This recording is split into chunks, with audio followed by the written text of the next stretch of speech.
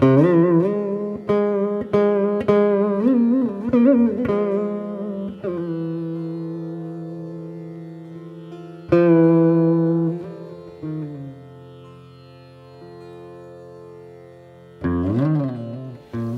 1977, I was with my friend. We came to India, Pran Kishore and I. And he went to Vrindavan, and I stayed in Mayapur. So it was at that time, it was about 1976, not 77. I came there, and we both stayed in different places. My initiating guru and Bhaktivedanta Swami Maharaj Prabhupada, he left in 77. He departed in November 14th, 1977. I think that was the date. But at that time I was in Haridaspur, and I wasn't able to get to Vrindavan to see Prabhupada's departure. But shortly after that, I went back to America, and you know, in those times it was very heavy because, you know, departure of your spiritual master. So my friend and I went and joined my friend Pran Kishore Prabhu in Philadelphia, and at that time I heard the tape of Srila Narayana Maharaja chanting on the departure, the last few days of Prabhupada. He just started chanting, especially this song, Jaya Nilo Premadana, Karuna Prachur, Heno Prabhu Kota, Gelo Acharya Thakur. And very enthusiastic, very, you know, very powerful, you know. So that was the first time I heard Srila Narayana Maharaj, and my friend Pran Kishore was actually very attached to Srila Narayana Maharaj. And at that time, we gravitated towards Srila Sridhar Maharaj, and I didn't know so much about Srila Narayana Maharaj at that time. He was in Vrindavan, so he actually started seeing Srila Gurudeva shortly after that. So it was about 1981 or 2, I had left ISKCON and went to take Shiksha from Nityalila published to Srila Bhakti Sridhar Maharaj. So one time when I was in the mat there with Srila Sridhar Maharaj, I saw it was during Gaurapanim, and there was a big chanting outside the temple when Sri Chaitanya Saraswat Mat in Koladweep. So then there was one brahmachari, Haricharan Prabhu. He went out and he grabbed this devotee and pulled him into the mat, and it was Srila Narayana Maharaj. He was leading the kirtan. So he led the kirtan, and he brought him in, and I watched, and Srila Narayana Maharaj went up the stairs, and he saw Srila Sridhar Maharaj at that time, and then came down, and as he came down, I looked at him, and he looked at me, and I thought this is nice, because it's the first time I saw him as a person. I heard his voice, and I saw him on the film, but to see him like chanting like that was amazing, because he was such a powerful, enthusiastic singer, you know, kirtaniya. When I first met Gurudev on the airport, I just sat down on his lotus feet and I kept watching him, and there were lots of mixed feelings coming in my mind. And when he came home, it was very new thing for me. I never hosted any saint or so many devotees like that before in my life. And my health was not good also at that time, even my husband's health also not good. And it was like I felt like a big burden on me. But I still kept doing my service because I promised my god brother that I will host Gurudev. So, and at night, me, my husband and both of my sons went to see him in his room. And we felt like, we want to massage his feet, his lotus feet. And then one thing Gurudev said, we all four were standing in front of him, and he said, I will never leave all four of you. I will never leave. So at that time, these words were very simple to me, but now I realize how true and how deep meaning is behind everything that he said. And then after 3-4 days, he stayed at our home, and he gave us Narsinga mantra, because at that time we were my husband was having so many health problems. So he gave Lord Narsinga mantra. And then when he left, I used to miss him so much. So much I used to miss him. At night, sometimes I used to cry, just tears just coming in my eyes.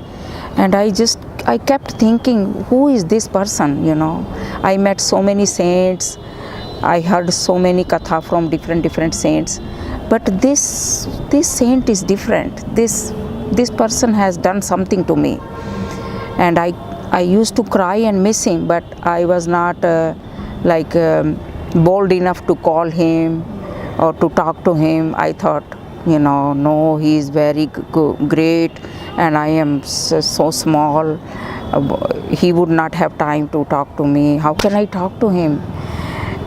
But then he came next year, and even next year I was not so much like. Can I ask you what year was that? It was 1996. When he first came? When he first came.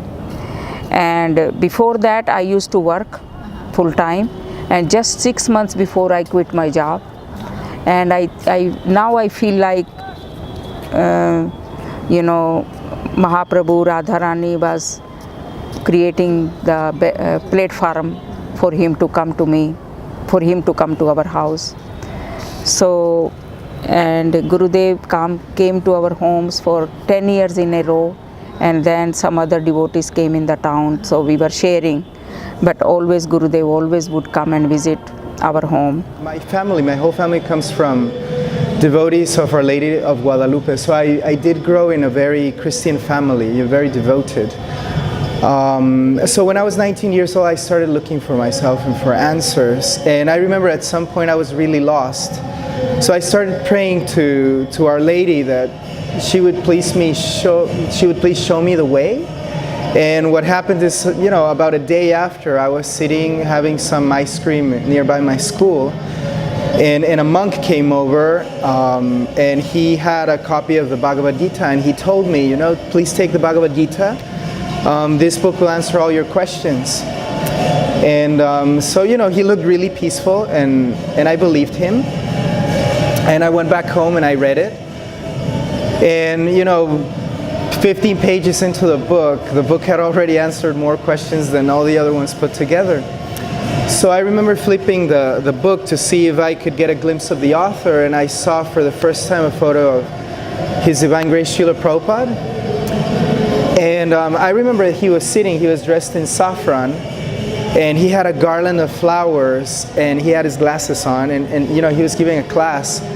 And I remember that the first thing that came into my mind was, wow, if there's somebody that knows God, that's exactly what he looks like.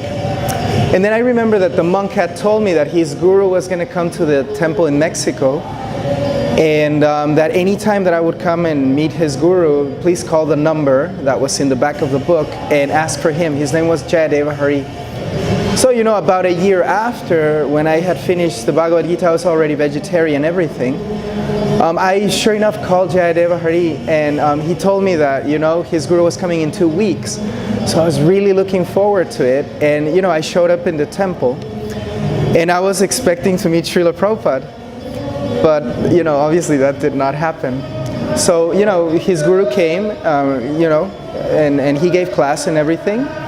But I was really concerned because the man that I wanted to meet was the man in the book, and I naively thought that I was going to meet him. So I went up to Jayadeva Hari and I told him, hey, you told me that I was going to meet your guru. Where is he? And he said, who do you mean? This is my guru. And I said, no, the man in the book. And I showed him the photo of Srila Prabhupada. And he said, oh no, Srila Prabhupada passed away in the 70s. He left his body in the 70s. And I was absolutely dismayed. So he said, but don't worry, there's some murti of Srila Prabhupada right there. He said, he's present there. You go and pray to him. And I remember approaching the murti, and at that time I didn't know anything about Vaishnava etiquette or anything. So, but I felt a presence. So what I did is, I remember that the first time I did full Dandavat pranams was in front of that murti of Srila Prabhupada. And then I just stood up and I told him, hey, I came to meet you. What is this that you're not here? And then I just upright told Srila Prabhupada, dear Srila Prabhupada, I want a guru just like you. I pray to you, please give me a guru just like you. So what happened is 2 days after that episode, I went home, and at the time I was studying design. And I also had my own company. We were running some design. And my associate called me and he said, you know what, I need you to miss school today because we have a very important client. I'll meet you in a specific zone of the city. So, I go and he doesn't show up. So, he's late, he doesn't show up. And I'm thinking, well, I'm walking back home and I'm really angry because I've missed school. And in my way, I see a devotee with the mark of tilak. And I said, Hare Krishna. And she stops and, gives me this beautiful smile, Pramila Didi. And she says, Hare Krishna. Are you a devotee of Srila Prabhupada? She says, no, I'm a devotee of one of his god brothers, Srila Bhaktivedanta Narayana Goswami Maharaj. And she says, I'm distributing books for him, and here is the book written by my Gurudev. And I remember that the moment that I saw the photo of Srila Gurudev, I've never felt that in my heart. I felt in my heart that this is the person that I'm going to give my life to. It was just so clear. And I just asked her, so how can I meet you more? Tell me more about him. Does this person know Srila Prabhupada? And then she starts telling me the story. Yes, actually when Srila Prabhupada took sannyas, my Gurudev prepared his danda for him and his kopin and everything. And they are both coming from the same sannyas guru, which is Bhakti Prabhu Keshav Goswami Maharaj. So then I ask her, so what part of the city do you live in? And she tells me, well, I live in the center of the city. And I was like, oh, me too, so it'll be easy for us to meet. And then I asked her, so in what colony do you live? And she says, Popotla. And I say, really? I live there too. And then I ask her, so what street do you live in? And she says, Mar Blanco, which means the white ocean. And so I live in Mar Blanco. And I say, really? Me too. So it turns out that we were living only 1 block away from each other. And she was leaving for India 1 day after. So I had the chance to meet her just, in the evening. So she came by my house, she knocked on the door, and she was staying with 2 other devotees. And she invited me to her house, and, they lived very, very austerely, like renunciates, really. And, I could tell that they didn't have a lot of money or anything. But they threw a feast, and they were so happy that somebody was going to come to meet their Gurudev. And they made a lecture on Bhakti Rasayan, which at the time was the only book translated in Spanish. And I just knew it. So I began to ask, so when is Gurudev coming? How can I see him? How can I meet him? And they said, well, in 1 month he's going to come to LA. You can meet him there. And so let's do it. And at the time I had no money, so I sold everything I had. And I was still missing 1,000 pesos, and that was just my ticket one way. But I didn't care, I went anyway. And I remember that one devotee from Mexico named Jagannath Prabhu, he gave me 1,000 pesos so that I could buy my ticket and go. I remember that when I arrived in LA, I had $12 in my pocket without a ticket back. And the taxi to the temple took $8, so I was left with $4 in my pocket. And I remember, and this is where I met Srila Gurudeva. I was praying so much to Srila Prabhupada that thank you so much because I'm finally going to meet him. And I was a young boy and I was so scared because I had left everything behind. I had absolutely no money. And I arrived in the Rose Temple, and my impression of it is I arrived in LA and there was this sea of shoes, outside of the temple, because there's an ocean of shoes. And I just stood there and with tears in my eyes, Gurudeva was all the way to the back of the hall, and there was, I don't know, about 1,000 devotees in between. And there was kirtan, and Gurudeva was about to give class. So, in that distance, I remember that I stood there and I just, with tears in my eyes, I prayed to Gurudev, Srila Gurudev. I have prayed to Srila Prabhupada, and it seems like he's sending me to you. I have full faith in you, but I have nothing, so I give myself to you. Please help me. Please take care of me. And from all the way down to the hall, he looked in my direction and he went like this. He heard me, and I knew it. My life had changed forever. I met Srila Gurudev in 2010, and it was a very weird situation of how I met Gurudev. So I started when I first came. So my brother Satyaraj met Gurudev and took initiation in 2008 or 9 in the Italy festival. And when he met Gurudev, he said, "Oh, you need to meet this Gurudev, this Srila Gurudev, because he's amazing and he will change your whole life." And I was a bit like, okay. Then he showed me a picture of Srila Gurudev, and then from that day I saw his picture. I was like, I don't know who you are, I don't know where you've come from, but I'm in love with you. And it was just through a picture, and I was like, okay. But my brother was saying that, Satyaraj was saying that for one to gain or obtain a guru, one needs to ask a Vaishnava for mercy. So we heard that Shrimati Uma Didi was coming to London, in our mat in London.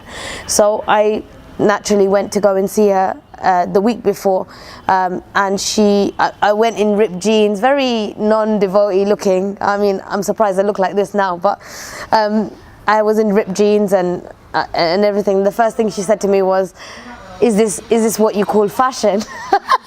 And I was like, oh, I'm so sorry, Uma Didi. And then I was sitting in front of her, and then I don't know how or why, but I started to cry. And I prayed to her and I said, oh, Uma Didi, all I want to do is meet my Srila Gurudev. Please be merciful and please let me meet my Gurudev. So she said, with a smiling face as she always does, she said, don't worry, you will meet him. But I didn't know at that time that Vaishnav's words can be so strong. So the following week we hear that Shamarani Didi is also coming. This magnificent artist, painter for Srila Prabhupada, and also, painting for Srila Gurudev. So I was like, okay, I will do the same. I will go and gain mercy again. I will try and ask.